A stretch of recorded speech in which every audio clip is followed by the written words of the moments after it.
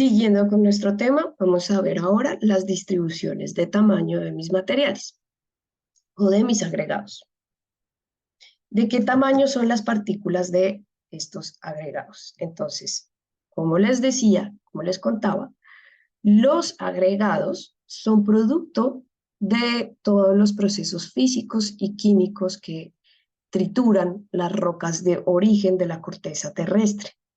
Entonces, naturalmente vamos a tener distintos tamaños. A veces se trituran muchísimo o a veces no se trituran tanto.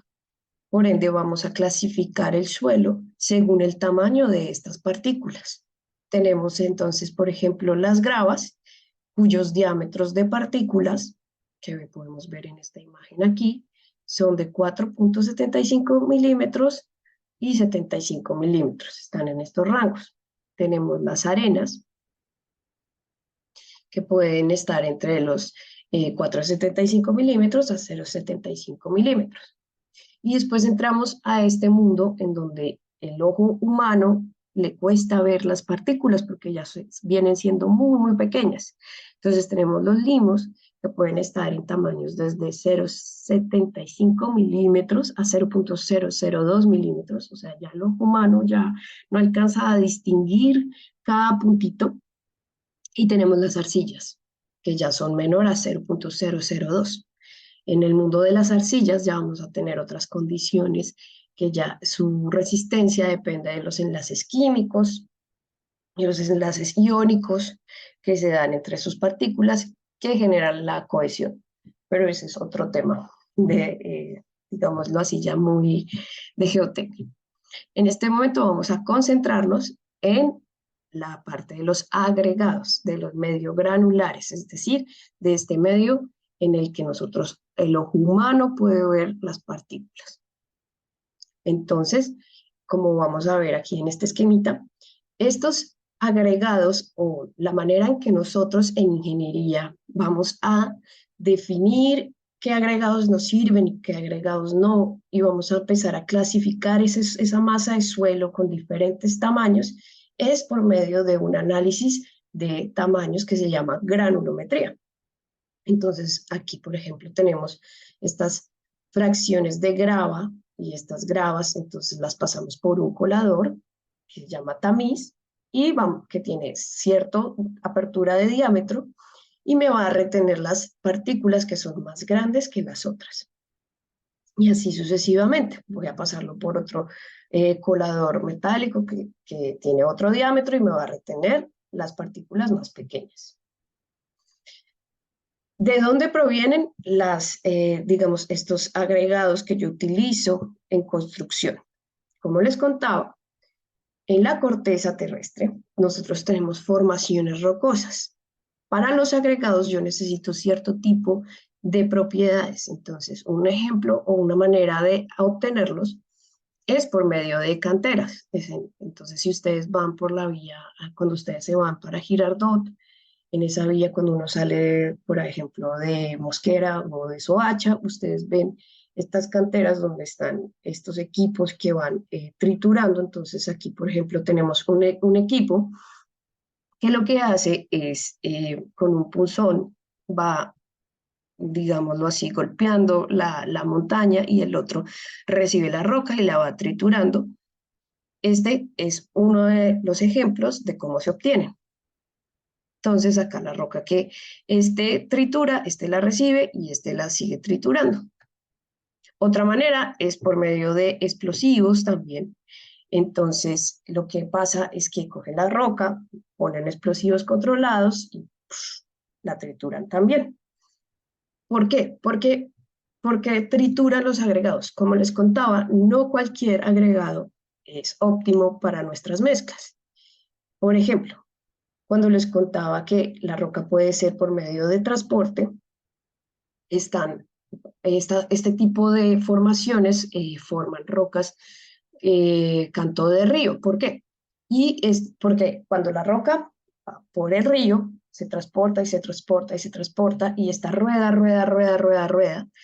Y la consecuencia es que los agregados que se forman a partir de eso van a ser agregados lisos y van a ser agregados que son esféricos.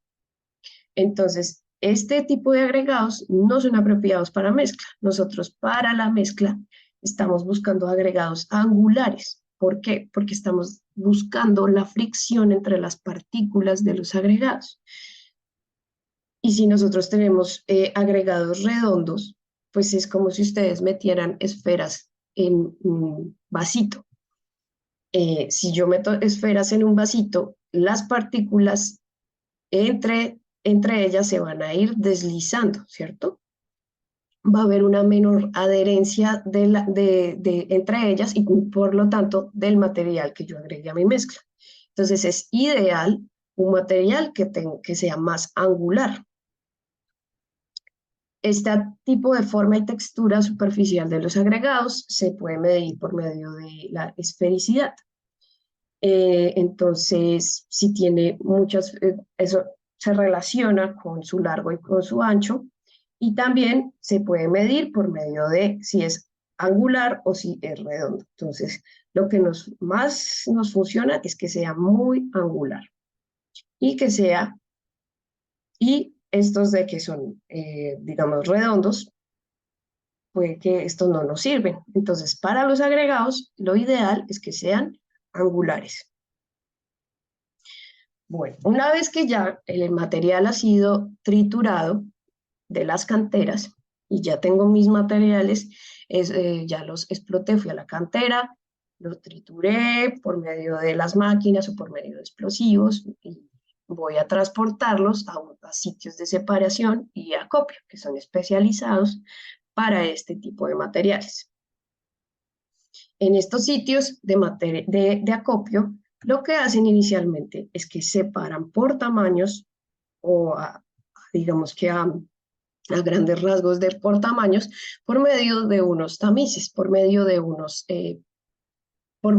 coladores metálicos grandísimos y dependiendo de cada tamaño, transportan el material a diferentes lugares. Una vez ya lo transportan, lo ubican y lo almacenan.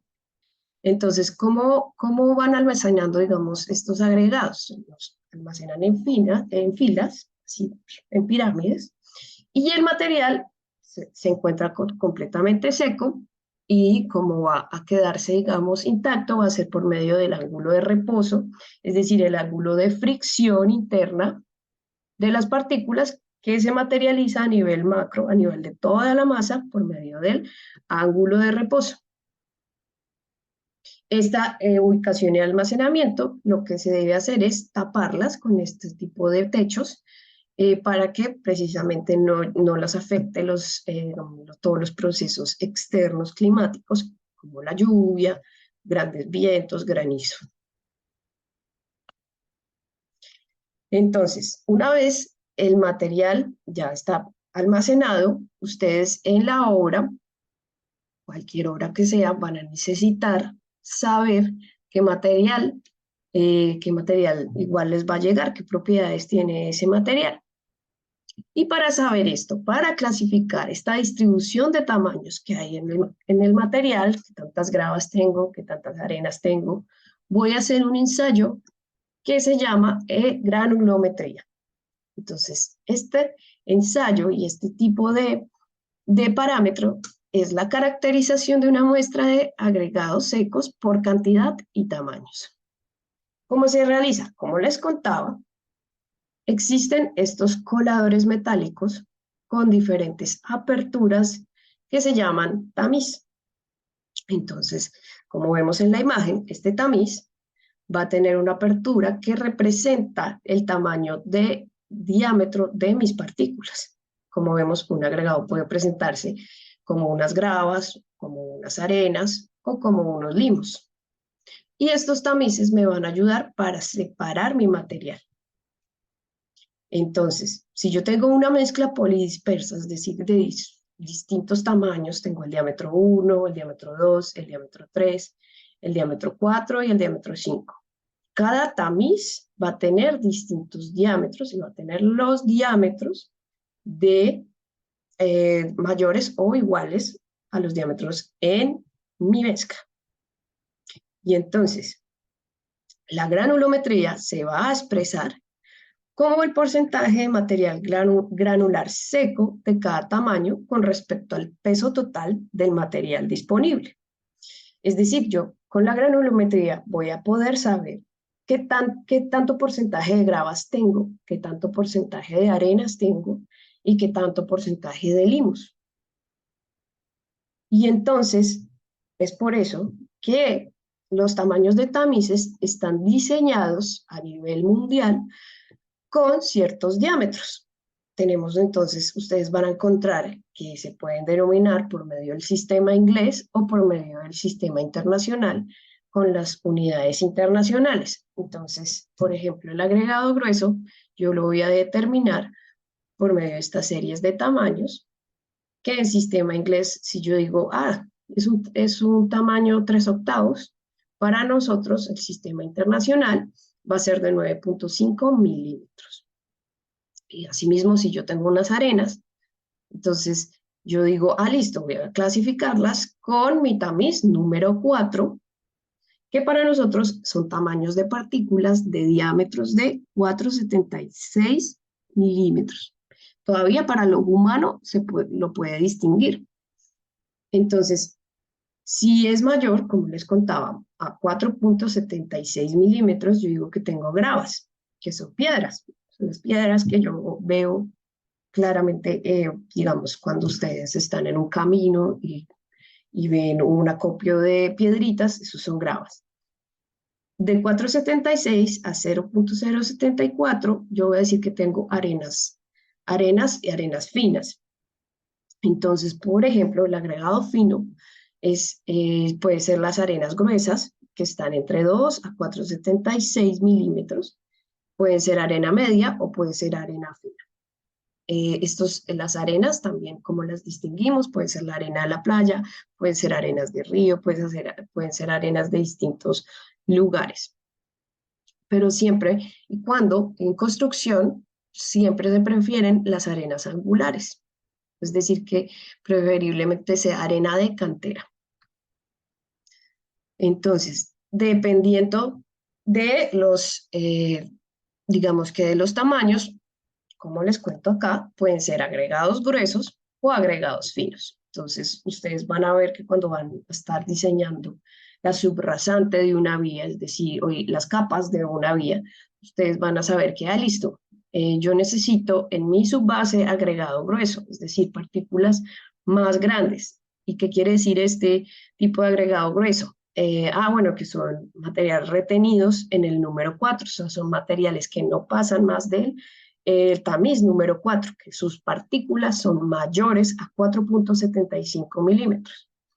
Contrario, si yo digo, necesito más material fino, por ejemplo, si voy a hacer la siguiente capa del pavimento más cercana a la superficie, yo voy a necesitar mucho más material fino. Entonces va a estar entre 4,75 a 0,075 milímetros. Y así, dependiendo de su uso, yo voy a necesitar más agregado grueso, más material fino, dependiendo. Pero, ¿cómo veo yo este tipo de distribuciones? Resulta que una vez que yo hago mi ensayo de granulometría, es decir, que yo separo mis tamaños por milímetros, entonces tengo acá mis gravas, tengo acá mis arenas gruesas, mis arenas medias, mis arenas finas, mis limos, y el material ya de fondo que vienen siendo las arcillas, ya que son más allá, que ya lo humano no las distingue, yo voy a mostrar mi distribución o mi mapa de distribución va a ser la curva granulométrica. ¿Y esta curva granulométrica cómo se elabora? Resulta que la curva granulométrica es el diámetro en el eje X, el diámetro de las partículas versus el porcentaje que pasa en cada uno de los tamaños. Entonces es diámetro con porcentaje que pasa. Aquí vemos algunos ejemplos de curvas granulométricas. La curva ideal vendría siendo una curva recta, es decir, que existan todos los tipos de tamaño. Pero resulta que en el mundo real eso no ocurre. ¿Qué ocurre? Por ejemplo, podemos tener gradaciones uniformes, es decir, como este ejemplo, en donde tenemos casi una distribución homogénea de material grueso, entonces pues, nuestra mezcla sería más o menos así. Podemos tener gradaciones abiertas, en donde tengo gran cantidad de material grueso, fino, pero pues me faltan las partículas de la mitad. No tengo partículas medias, más o menos, porque entonces mi mezcla está compuesta de materiales gruesos y finos. Tenemos gradaciones abiertas, en donde sí tengo material grueso, tengo 1 o 0 partículas medias y tengo material fino. Entonces tengo material grueso, material fino, pero no tengo partículas en la mitad. Así que, como en la vida real no podemos tener una recta perfecta, lo ideal es una gradación densa, es decir, que tengamos todas las distribuciones de tamaño del material.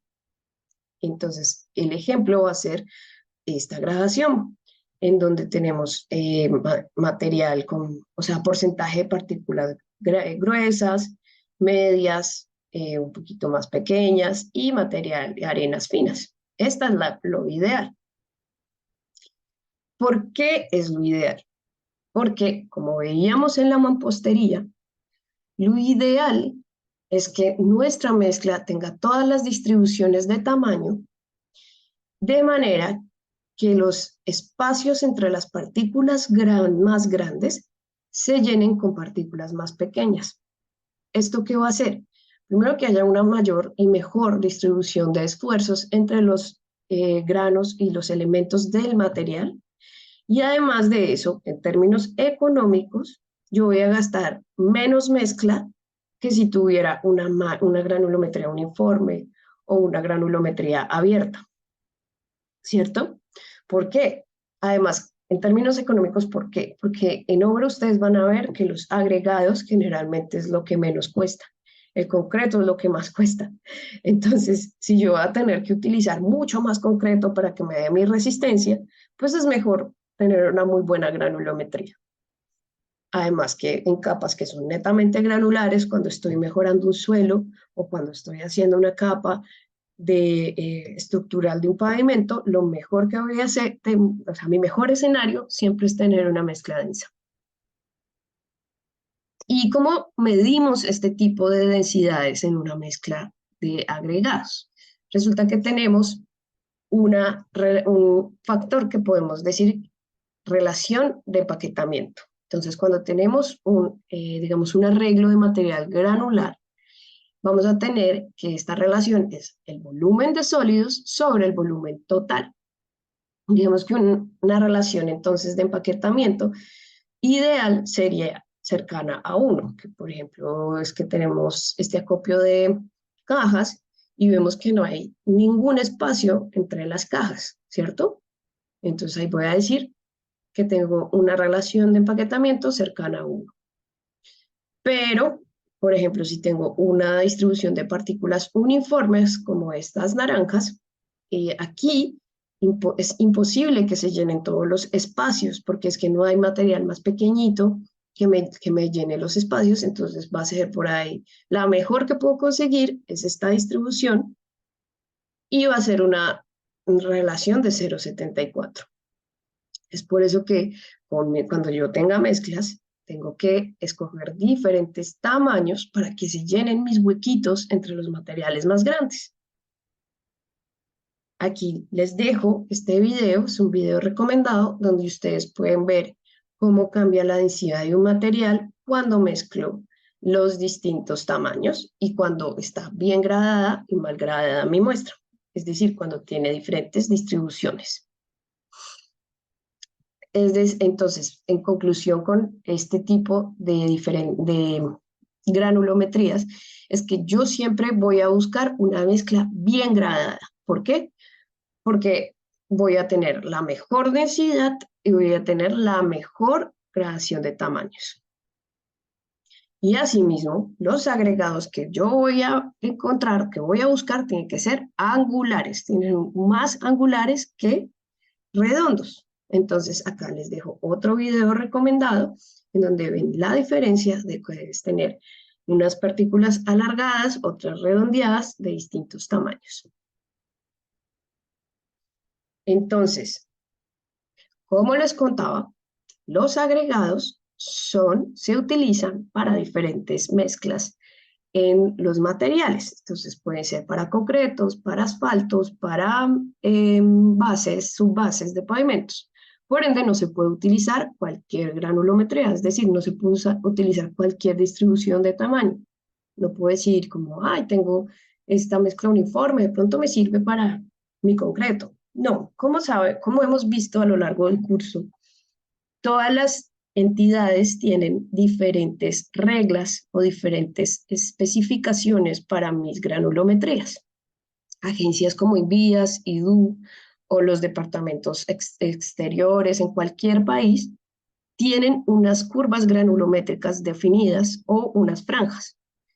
Estos son ejemplos de curvas granulométricas. Entonces, ¿qué les dan a ustedes como ingenieros o como ingenieras? Les van a dar un límite inferior y un límite superior en el cual ustedes pueden, digámoslo así, acoplar su material.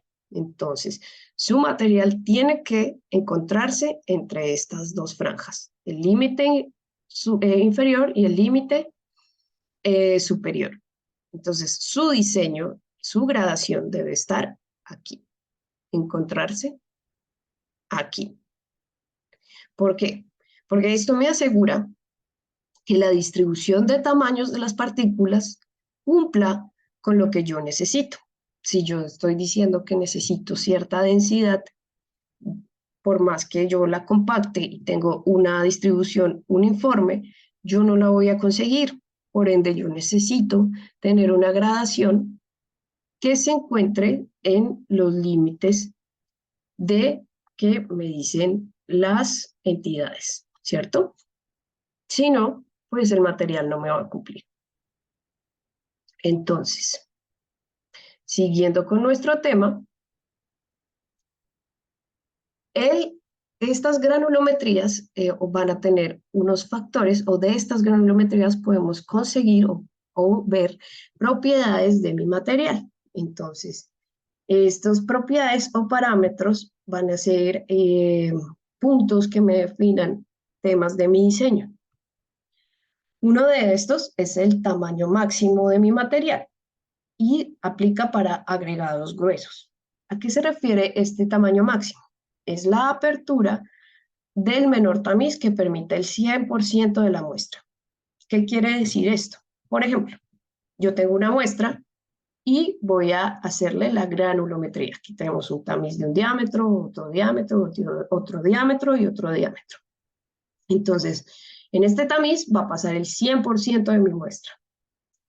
En este tamiz va a pasar el 100% de mi muestra. Y en este tamiz ya pasó el 80% de mi muestra, es decir, que aquí se retuvo material. Entonces, en este caso, el tamaño máximo va a ser este tamiz en donde pasó el 100% de mi muestra, inmediatamente antes de donde ya se retuvo. Vamos a tener otro factor que se llama tamaño máximo nominal. Y este tamaño máximo nominal va a ser muy importante, sobre todo para cuando voy a fundir estructuras de concreto. Entonces, ¿a qué se refiere este tamaño máximo? Es la apertura del tamiz inmediatamente superior a aquel cuyo porcentaje retenido acumulado sea de 15% o más. Entonces, ¿qué quiere decir eso? ¿O cómo lo obtengo yo? Digamos que otra vez tengo mi serie de tamices y paso acá la muestra, paso acá la muestra y pasó el 100%, paso la muestra y acá pasó el 90%, es decir, que aquí se retuvo el 10%, paso la muestra y acá pasó el 80%, es decir, acá se retuvo el 20%. Entonces, en la primera se retiene 0, en la segunda se retiene 0, aquí ya se retiene 10% y aquí se retiene 20%. Como el tamaño máximo nominal es donde se retiene 15 o más, inmediatamente superior voy a decir que mi tamaño máximo nominal es este tamiz. ¿Por qué? Porque aquí ya pasó el 20, aquí se retiene el 20%, es decir, que el inmediatamente superior es este tamiz. ¿Listo? Entonces, como les contaba, este tamaño máximo nominal es esencial, sobre todo cuando estoy fundiendo estructuras de concreto. Entonces, para una estructura de concreto reforzado, como veíamos en metales y en cerámicos, nosotros vamos a hacer una estructura de aceros. Entonces, acá vemos, por ejemplo, unas varillas de acero unidas con unos flejes de acero, y estos tienen unas aperturas específicas. Yo lo que voy a querer es que mi material no se retenga digámoslo así, que cuando yo deposite mi concreto, no se me queden los agregados por fuera de mi viga. Entonces, yo lo que tengo que asegurar es que mi tamaño máximo nominal sea menor a la apertura que yo estoy dejando en mis flejes para que el material no se quede ahí afuera, sino que se introduzca dentro de la viga. Es por eso que es tan importante. Otro factor muy importante, sobre todo para las mezclas de concreto, es el denominado módulo de finura, que me va a decir qué tan fino es mi material. Entonces, este módulo de finura se define como la sumatoria de los porcentajes retenidos acumulados en la serie de tamices. Y estos porcentajes o estos diámetros deben tener una relación de 1 o a 2. ¿Qué quiere decir esto? Entonces, si yo tengo esta distribución de diámetros de los tamices, es decir, de número 4 a número 100, yo voy a poner en mi fila de tamices donde voy a pasar mi material, tamices que tengan relación 1-2, 1-2. Es decir, por ejemplo, si tengo el número 100, que es 16, el siguiente va a ser cercano a 0,32 milímetros. O sea, el siguiente tamiz que yo le pongo. El que le pongo arriba va a ser el doble de tamaño. La apertura del tamiz va a ser el doble de tamaño. Y así sucesivamente. Lo voy a poner el doble, el doble, el doble. Y voy a pasar mi material por ahí. Y para saber el módulo de finura, voy a sumar el porcentaje que se retiene en cada uno de esos tamices. Entonces, como les decía, para concretos, yo voy a necesitar un módulo de finura que se encuentre entre 2.3 a 3. ¿Listo? Entonces, todo esto viene del análisis granulométrico. Como les decía, estas series de tamices yo las pongo uno sobre otro.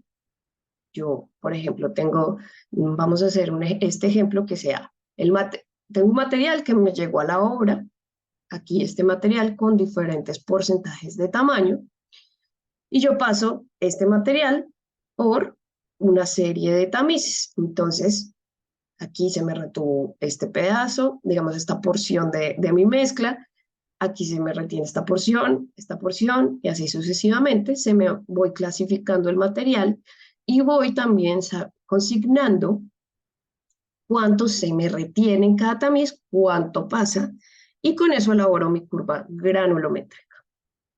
Entonces vamos a ver un ejemplo.